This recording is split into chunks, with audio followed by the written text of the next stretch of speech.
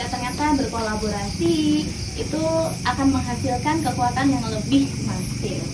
Itulah teman-teman, kalau misalnya nih teman-teman punya ide gagasan atau justru berangkat dari kegelisahan, jangan khawatir untuk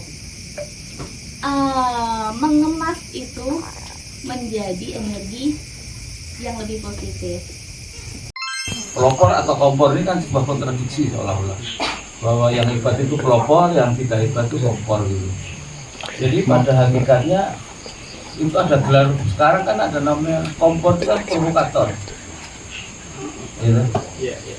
Gus Dur lain lagi diplesetkan, jadi itu loh ada provokator di sebelah itu gitu. Padahal dia tukang radiator gitu. Nah ini kan sesuatu kecerdasan berpikir bahwa sesuatu itu bisa menjadi idiom-idiom untuk rakyat gitu.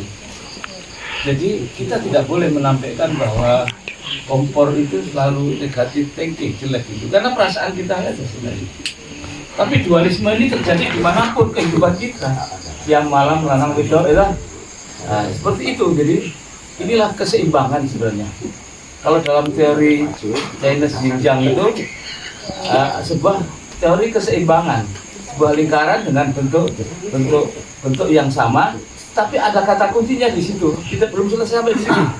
Itu di warna yang putih ada titik hitam, di warna hitam ada titik putih. Itu namanya noktah. Tanpa noktah ini keseimbangan itu hidup ini tidak ada.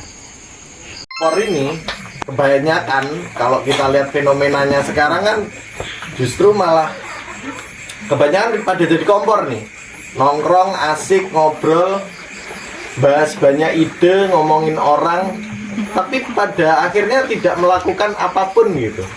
Nah ini kan yang sering terjadi sekarang kayak gitu ya.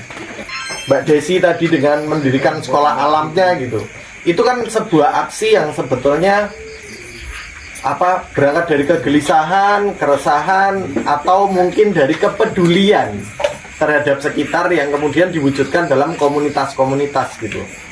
Termasuk arti kata kita sendiri yang kami bangun ini juga berangkat dari kegelisahan juga gitu. Kayaknya ruang-ruang diskusi yang agak serius, membahas sesuatu, kemudian bebas menyimpulkan, tapi outputnya itu kita melakukan sesuatu yang lebih dari biasanya gitu. Bukan pilar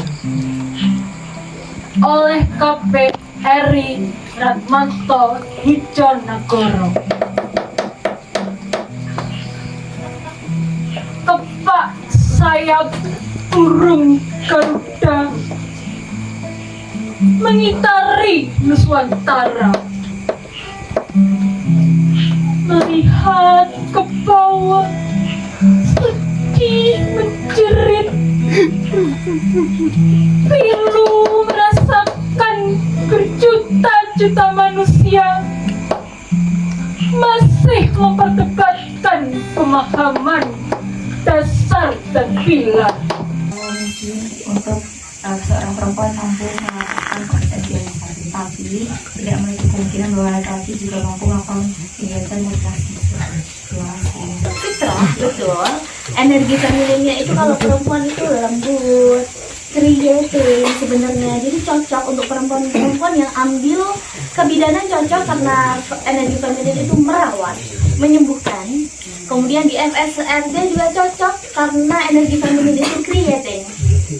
Jadi teman-teman yang kalau perempuan itu setidaknya bisa crafting itu memang sudah sesuai fitrahnya.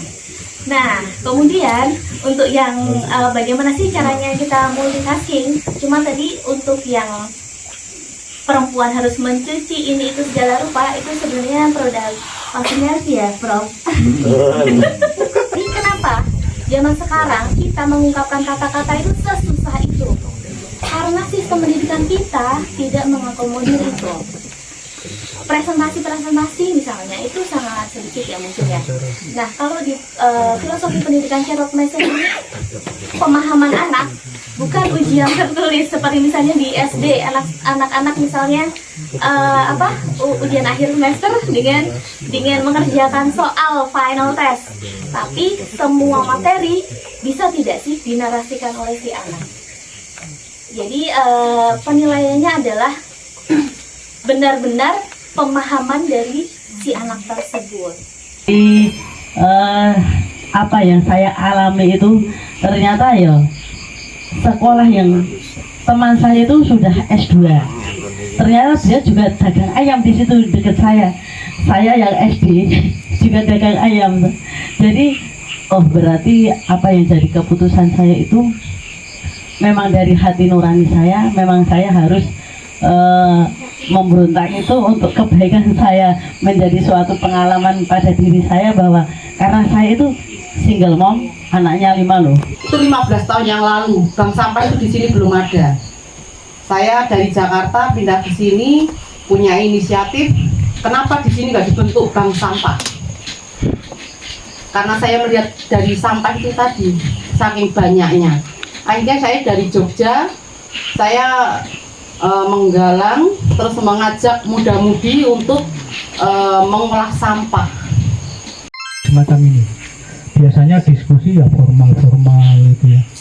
Mungkin areanya ya juga area yang formal. Kalau ini kan diskusi yang sangat santai, dan mungkin di depan saya ini malah banyak sekali kalau kita sebut sekarang Gen Z gitu ya. Kalau saya udah gen tua ya. Saya adiknya Gus Pur ya, angkatannya, jadi kemungkinan sudah banyak beda pandangan. Itu biar mereka bisa menjadi kompor dan juga bisa menjadi pelopor. Jadi kita bebas menjadi kompor. Kompor itu mungkin kalau sekarang mungkin orang-orang wah kok ekstrim sekali ya, kompor apa-apa kan. Mungkin kalau di YouTube itu ada berita hua-hua. Nah itu berita hua itu kan termasuk kompor-kompor. Gusti ingkang Maha Kuwasa, ingkang jumeneng nata wonten ing alam sarga. Kula sedaya sadalma titah ingkang nglampahi sedaya gesang wonten ing alam donya menika miturut gesang titahipun Gusti. Sangat simpel sekali. Eksekusilah kegelisahanmu itu dengan cara yang sederhana. Itu dalam teori seni namanya katarsis. Tadi Anda ditanya mengenai cita-citanya apa begitu ya. Itu kan pudar semua. Ya, dulu kan kamu jadi tentara kayaknya ya Mas. Di bawah jangan sampai terjadi perbudakan digital. Ya, jangan sampai terjadi yang namanya perbudakan digital. Ini kita itu berfokus pada perkembangan ekonomi masyarakat dan yang dikatakan Mas Pandu mungkin bisa menjawab ya Mas? Yep.